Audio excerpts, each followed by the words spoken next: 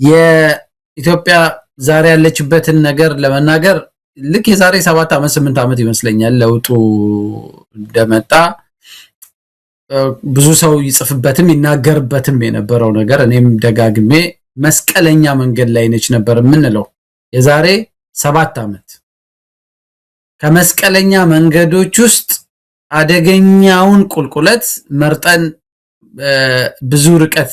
ሄደን መጥፎ ቦታ ላይ ነው ያለነው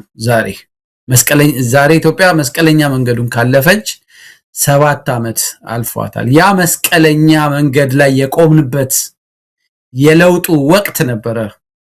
ለኢትዮጵያ የሽግግር መንግስት አቋቁማ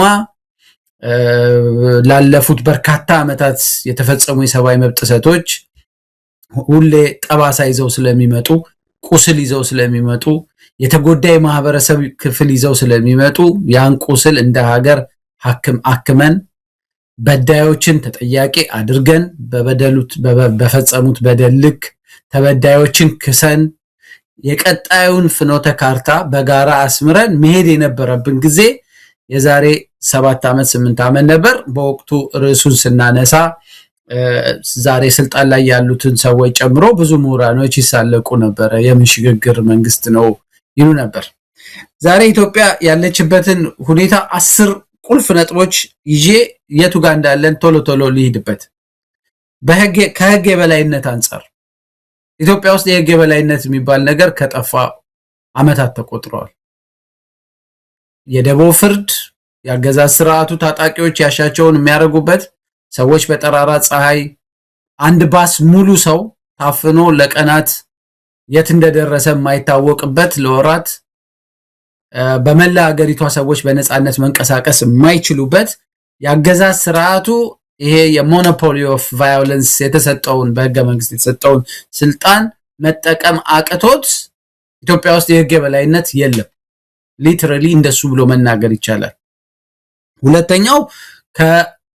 የኑሮ ግሽፈቱ የኢኮኖሚ ባለሙያዎች በደንብ ይሄዱበታል ሰዎች ሚላስ የሚቀመስ እስኪያጡ ድረስ የጦርነቱ ግጭቱ ያስከተለው በዛ ምክንያት የተፈናቀሉ በየካምፑ የተጣሉ በሚሊዮን የሚቆጠሩ ዜጎች ተረስተዋል ከዜጎች በየመጠለያ ካምፑ ከወደቁት ዜጎች ይልቅ የአዲስ አበባ ከተሞችን ማስዋብ አዳዲስ ቤተ መንግስት መስራት ነው የገዢው ኃይል ፕራዮሪቲ የተደረገው በዛ ምክንያት በሚሊዮን የሚቆጠሩ ኢትዮጵያውያኖች የኑሮ ዋስትና ያጡበት ከዚህ በፊት በተረጋጋ ኑሮ ውስጥ ልጆቻቸው ማኖር የሚችሉ ሰዎች አሁን አቅቷቸው እየሞከርን ነው እየታገልን ነው ለመኖር ብለው እንደውም በሚያሳዝን ሁኔታ ሱሳይድ ራስን ማጥፋት ሁሉ ልጆቻቸውን ማብላት ያቃታቸው ሰዎች ራሳቸውን እስከ መግደል የደረሱበት አሰቃቂ የሆነ የኑሮ ውድነት ግሽፈት በደንብ ይታያል የሰላም እጦት ከአንድ ግጭት ወደ ሌላ ግጭት ግጭት አዙሪት ውስጥ ስለሆነ ሀገሪቷ ያለችው ያገዛዝ ስርዓቱ ሰላም ማስፈን አለመቻል ብቻ እኮ አይደለም ግጭትን ያማከለ ያገዛዝ ስርዓትን እንደ አንድ ሲስተም የመጠቀም ይሄን ብሔር ቢጋጩ ከዛ የደከመውን ኃይል ማሸነፍ ይቀለኛል ብሎ የሚያሰላ እና ሁሉንም የሀገሪቷን ችግሮች የፖለቲካ ችግሮች በግጭት ብቻ ለመፍታት የሚፈልግ ያገዛዝ ስርዓት ስለሆነ ኦልሞስት በሁሉም የሀገሪቷ ክፍል ማለት ይቻላል ሰላም የለም በተለይ ደግሞ ጦርነት የተካሄደባቸውና አሁንም እየተካሄደባቸው ባሉት ክልሎች ውስጥ ሙሉ በሙሉ ሰላም የለም በዲፕሎማሲ ደረጃ ኢትዮጵያ በዚህ ደረጃ ተዋርዳ አታውቅም የቀጠናዋን በአፍሪካ ቀንድ እንኳን ያላትን ሮል በግጭት ተኮር ፖሊሲ ላይ ያተኮረ በጉልበት ላይ ያተኮረ የዲፕሎማሲ ስራ ስለሚሰሩ የሰብአዊ መብት ኮሚሽን ውስጥ ዩኤን ብትመጣው በአፍሪካ ህብረት ውስጥ ኢትዮጵያ ያላት የዲፕሎማሲ ሚና አሳፋሪ ደረጃ ላይ ደርሷል ዲፕሎማቶቹ ምን እንደሚናገሩ እንኳን በአደባባይ አያውቁም በዚህ የተነሳ ብዙ ዲፕሎማቶች የኢትዮጵያን ዲፕሎማሲ በንቀት አይን ነው የሚያዩት ሙስናው ሌላ ቃል ይገባል ከቁጥጥር ውጭ ነው የወጣው።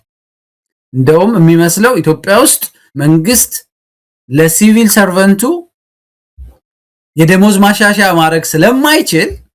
ለጊዜው ዘርፋችሁ ብሉ ያለ ነው የሚመስለው። ልክ ላይሰንስ የተሰጠው ፍቃድ የተሰጠው ዝርፊያ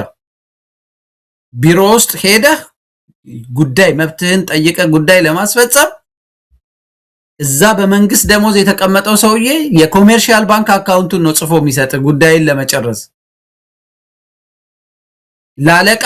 አቤቱታ አቀርባለሁ ስትል እሱም አለበት የሱንም ድርሻ ጨምር ተብለ ነው የምትጠየቀው። ስለዚህ መገለጫ የሌለው ሙስና የሀገር ሉዓላዊነት ጉዳይ በተለያየ አቅጣጫ የሀገሪቷ ድንበሮች የተደፈሩበት፣ በትግራዩ ግጭት መንግስት የጎረቤት ሀገር ኤርትራን ጋብዞ የገዛ ህዝቡን ያዘረፈበት ያስደበደበበት ዓለም አቀፍ ወንጀል ያስፈጸመበት ሁኔታ ነው ያለው። የሰብአዊ መብት ጥሰቱ ሁኔታ በኔ ሙያ እንኳን በዚህ ታሪክ በዚህ ደረጃ ኢትዮጵያ ውስጥ የሰብአዊ መብት ጥሰት ተፈጽሞ አያውቅም። የሚያሳዝነው ከተፈጸመው የሰብአዊ መብት ጥሰት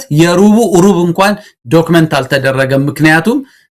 የአገር ውስጥ ያሉ የሰብአዊ መብት ድርጅቶች የትም ክልል ሄደው የሰብአዊ መብት ጥሰት ማጣራት አይችሉም። የራሱ የሰብአዊ መብት ኮሚሽኑ ስራውን በአግባቡ መስራት አይችልም። የውጭ ገለልተኛ አጣሪ ሰብአዊ መብት መርማሪዎች ወደ ሀገሪቷ ውስጥ እንዳይገቡ ተደርጓል። ግን የማያቆም የሰብአዊ መብት ጥሰት እየተካሄደ ነው። የሀገር አንድነት ጉዳይ በየክልሉ የማአት ሀገሮች ስብስብ ነው የምትመስለው ኢትዮጵያ። እያንዳንዱ ክልል የራሱ ሚሊሻ አለው፣ የራሱ ወታደር አለው፣ የጎንዮሽ ግጭት አለባቸው፣ በየክልሉ ግጭት አለ። ስለዚህ አደገኛ የተበታተነ የሀገር አንድነት ስሜቱ የተበታተነ ነው። ፍትህ ኢትዮጵያ ውስጥ ከጠፋ ቅድም እንዳልኩት ፍርድ ቤት በዋስትና የለቀቃቸውን ሰዎች ፍርድ ቤት በነፃ የለቀቃቸውን ሰዎች የዋስትና ገንዘብ አስይዘው ማረሚያ ቤት ደጃፍ ላይ ሲወጡ ፊታቸውን የሸፈኑ ሌላ የጸጥታ ኃይሎች